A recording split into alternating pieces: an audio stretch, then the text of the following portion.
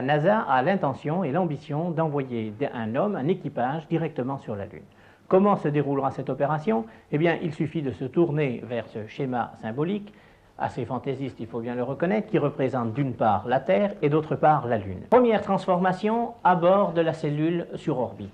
Ensuite, une deuxième transformation est nécessaire, un deuxième codage électronique extrêmement compliqué également doit intervenir puisque les caméras qui sont à bord du vaisseau spatial sur orbite autour de la Lune diffusent des images en couleur. Ces images en couleur vont donc être reçues, mais d'abord être mélangées. Cela signifie qu'il y aura un transcodage en quelque sorte à bord de cette cellule et que l'ensemble de ce programme, de ce mini-programme ainsi constitué, aboutira via une liaison extrêmement longue, difficile à faire, et qui nécessite bien entendu ici encore toutes les ressources de l'électronique pour obtenir des images de qualité, et c'est ainsi que cette image va enfin parvenir aux stations terriennes de Houston et du Cap Kennedy.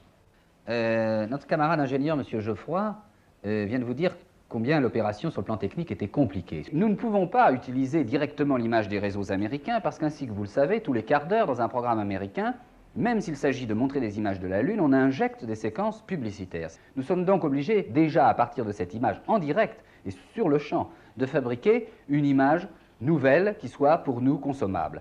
Sur le plan du son, les choses sont encore plus compliquées. Nous recevrons donc déjà 3 sons. Ces sons, nous les amenons, toujours par satellite, et aussi en secours par câble sous-marin, nous les amenons jusqu'à Paris. Il faut aussi prévoir le cas où il y aurait une panne de son. Nous savons que cela se produit. Nous savons au fond par expérience qu'il est plus délicat de transporter le son à travers ces grands espaces que de transporter l'image. Nous sommes donc obligés de prévoir à Paris quelque chose de plus pour suppléer à une défaillance des transmissions et pour se substituer à Jacques Salbert.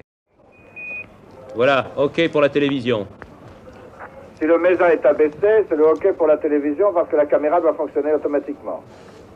La caméra qui est à l'intérieur du MESA. C'est bien ce que nous avons entendu, Jacques. Donc, MESA abaissé, OK pour la télévision, réponse de Houston. C'est le premier geste que doit faire Armstrong lorsqu'il descend, tiré sur une poignée qui se trouve sur la plateforme, ce qui provoque l'ouverture de la case où se trouvent les équipements, les outils et la caméra. Et maintenant, comme le disait tout à l'heure Michel Enfant, même si les images arrivent, il faut attendre qu'elles soient décodées. Armstrong vient de procéder à la dernière vérification du circuit télévision. Voilà.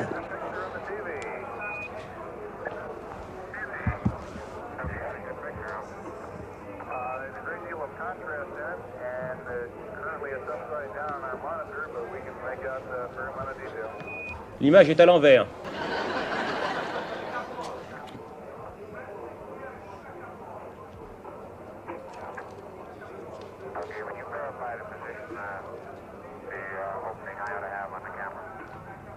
On demande à Armstrong Retournement de de vérifier l'image. la position de la caméra. Retournement de l'image. Voilà le pied d'Armstrong, au centre et en bas de votre écran.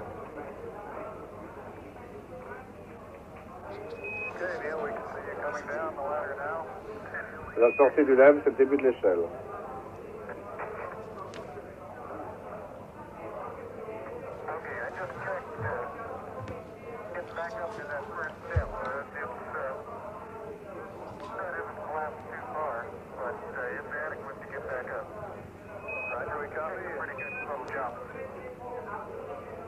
Il descend dans l'embase du lemme, le bas du pied.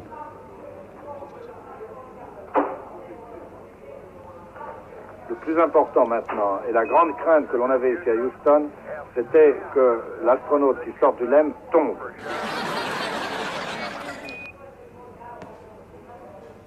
Pour eux, le plus important, c'est de conserver leur stabilité. Jacques Salbert, maintenant, nous écoutons Armstrong.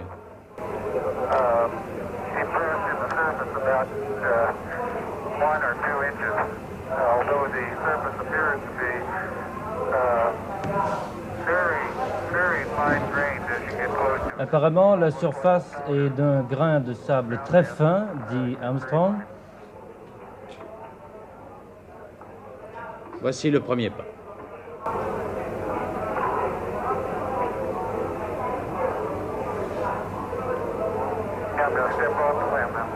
Et je descends de l'échelle maintenant, dit Armstrong.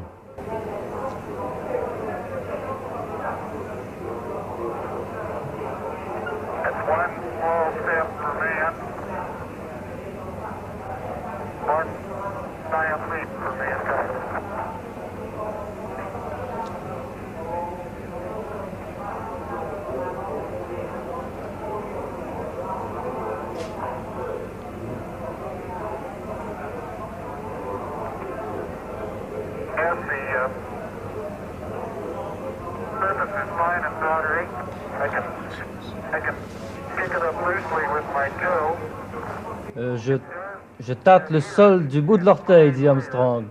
Le sol est très ferme.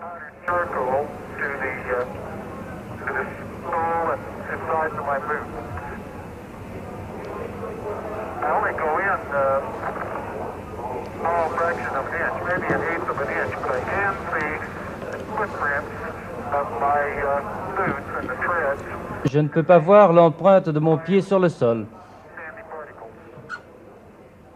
Le sol qu'il compare d'ailleurs à une poussière de charbon. Et il marche maintenant.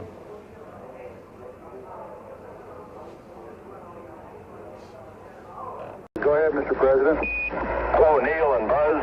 I'm talking to you by telephone from the Oval Room at the White House. And this certainly has to be the most historic telephone call ever made. I just can't tell you how proud we all are of what you do.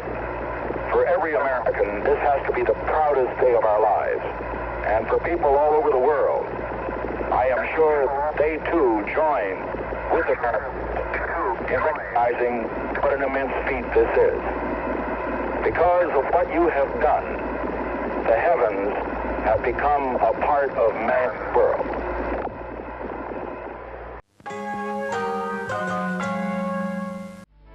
Vous réglez le grille-pain automatique Calor et vous obtenez des toasts dorés à votre goût autant de fois que vous le désirez. Grille-pain automatique Calor. Un pain grillé juste comme vous l'aimez.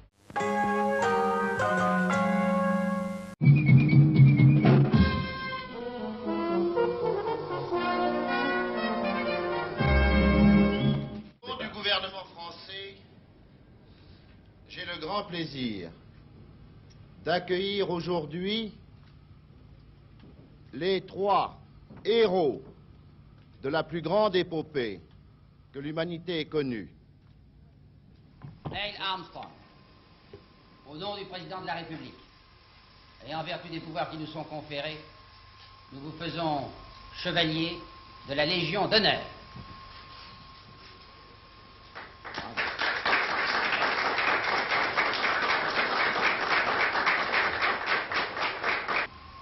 But most of all, we appreciate this grand honor.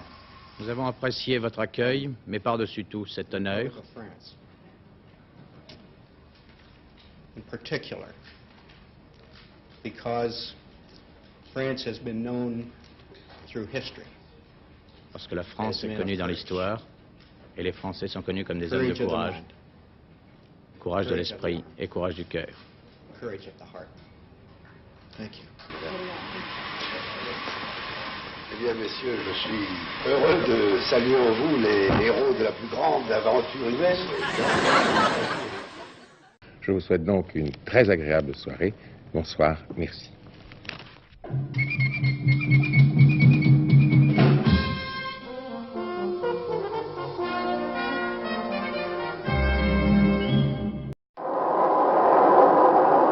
Cette fusée A4, avec une poussée de 55 000 livres, a atteint une vitesse maximum de 3000 milles à l'heure et sa trajectoire balistique a atteint une apogée de presque 55 000.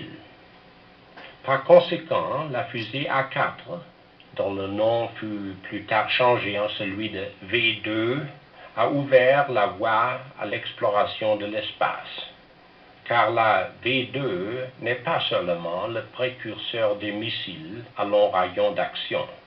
Elle a aussi contribué largement au développement des fusées qui sont aujourd'hui l'instrument de la conquête pacifique de l'espace.